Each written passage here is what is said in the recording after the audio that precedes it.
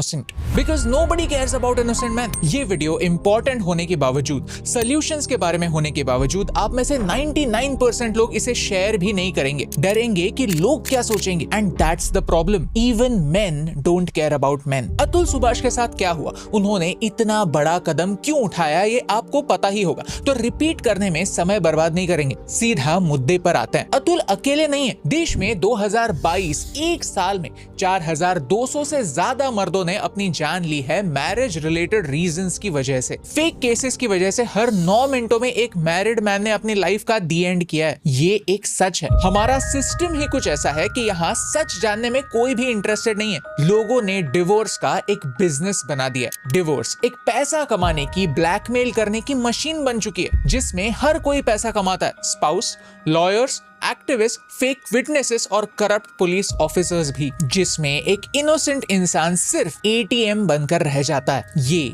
आज की ट्रेजेडी है। लेकिन आज का वीडियो सिर्फ प्रॉब्लम्स डिस्कस करने के लिए नहीं है। यहाँ पर हम 3 सॉल्यूशंस की भी बातें करेंगे। ये ऐसे रिफॉर्म्स हैं जो हमारे जुडिशियल सिस्टम को और फेयर बना सकते हैं, सिर्फ मर्दों के लिए नहीं, महिलाओं के लिए भी। अगर आप मेरी बातों से सहमत है तो प्लीज इस वीडियो को ज्यादा से ज्यादा शेयर कीजिए, सो दैट हम सिस्टम में सुधार ला पाए। सॉल्यूशन नंबर 1, ये सारी टॉक्सिक सिचुएशन अवॉइड हो सकती है प्रीनप्स के जरिए। क्या होता है प्रीनप? प्रीनप यानी प्रीनप्शल कॉन्ट्रैक्ट, जो एक मैरिज में दोनों पार्टनर्स के राइट्स और रिस्पॉन्सिबिलिटीज को पेपर पर शादी से पहले ही डिफाइन करता है। यानी शादी से पहले ही प्रॉपर नेगोशिएट करो और फाइनेंसेस क्लियर कर दो। ये सिर्फ हस्बैंड के लिए ही नहीं, वाइफ के लिए भी एक प्रोटेक्टिव मेजर होता है, ताकि बाद में लिटिगेशन प्रोसेस आसान हो जाए। अगर फ्यूचर में जाकर किसी रीजन से डिवोर्स होता है तो वाइफ का किन बातों पर अधिकार है, कितना अधिकार है और किन बातों पर हस्बैंड का अधिकार है, ये क्लियर हो जाता है। यहाँ शादी से पहले ही पूरी ट्रांसपेरेंसी मेंटेन होती है। एसेट्स और लायबिलिटीज,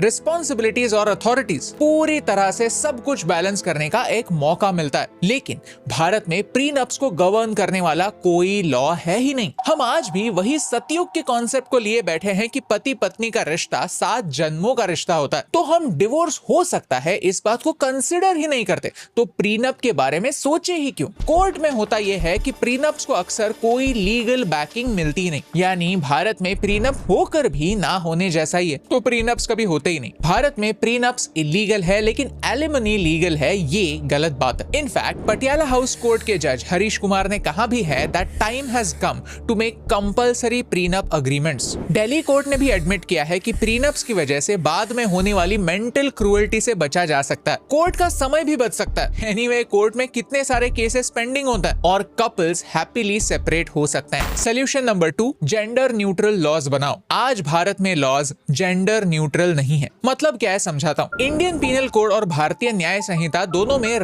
को इस तरह से डिफाइन किया गया है कि सिर्फ एक मैन परपेट्रेटर हो सकता है और एक वुमेन विक्टिम। ये प्रॉब्लमैटिक है क्योंकि अडल्ट मेल विक्टिम्स के लिए यहाँ कोई प्रोविजन है ही नहीं। अगर निर्भया टाइप केस हुई जहाँ गैंग हुआ, वहां अगर अक्यूज में एक महिला शामिल होती तो उस पर चार्जेस नहीं लगते। प्लस मर्दों को भी मर्द कर सकते हैं, इस पॉसिबिलिटी को डिनाई कर दिया गया है। हमेशा मर्द ही अक्यूज होगा और महिला ही विक्टिम। ये कैसा जस्टिस है? हमारा लॉ कहता है कि सिर्फ हस्बैंड और हस्बैंड के रिलेटिव्स ही वाइफ पर क्रूएल्टी कर सकते हैं। और तो और ये एक नॉन बेलेबल कॉग्निजेबल ऑफेंस है। हस्बैंड और उसके फैमिली को 3 साल या ज्यादा की भी जेल हो सकती है। ये लॉ इतना डेंजरस है कि सुप्रीम कोर्ट ने भी इस लॉ के मिसयूज होने की वार्निंग दी है, जिससे एक वाइफ किसी भी बात का गुस्सा अपने हस्बैंड पर निकाल सकती है। चलो अब शादी के पहले की बात करते हैं। अगर शादी से पहले एक कपल रिलेशनशिप में है और वो इंटीमेट होते हैं और बाद में किसी रीजन से शादी नहीं होती, तो लड़की लड़के पर केस कर सकती है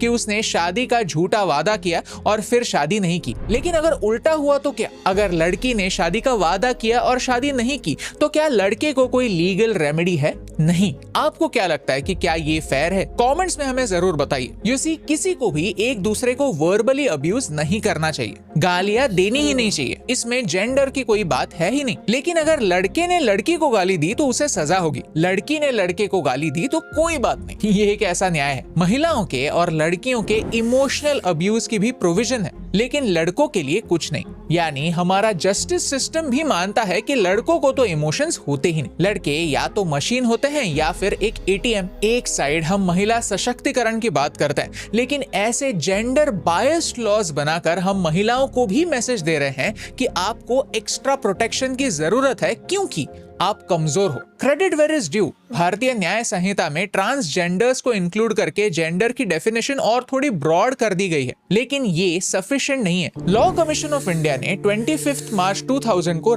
लॉज मॉडिफाई करने का सजेशन दिया था, जहां उन्होंने जेंडर न्यूट्रल लैंग्वेज बनाने की सलाह दी थी। इवन 2013 में की लीगल डेफिनेशन और ब्रॉड बनाने की सजेशन दी थी, लेकिन शायद ये सजेशन किसी ने सुनी ही नहीं। अंडरस्टैंड दिस कि जेंडर न्यूट्रल लॉज होना महिलाओं पर होने वाले अत्याचारों को अंडरमाइन नहीं करता, बस ये आर्ग्यूमेंट रखता है कि लॉ के सामने एक मेल और एक फीमेल को सेम नजर से देखा जाए। जब हम जेंडर इक्वालिटी की बात करते हैं तो ये मुद्दे भी इम्पोर्टेंट हैं। मुझे पता है ये वीडियो रिलीज होने के बाद कई महिलाएं ऐसे होंगी जो मेरे पति को अक्यूज करेंगे, उन पर आरोप लगाएंगे, उन्हें ट्रोल करेंगे और उनके बारे में बहुत बुरी चीजें बोलेंगे। And he is supposed to stand up and take it because he is a man. लेकिन अगर वही अब्यूज, वही ट्रोलिंग किसी महिला पर किया जाता है तो ऑटोमेटिकली लोग उठ के कहेंगे कि देखो महिला के लिए क्या क्या बुरी चीजें बोली जा रही हैं। And as an independent woman मुझे ये ट्रीटमेंट सही नहीं लगता। जब लोग डीएम्स में आके ट्रोल करते हैं तो वो रुक जाते हैं जब वो देखते हैं कि महिला है। तो मेरा यही सवाल होता है कि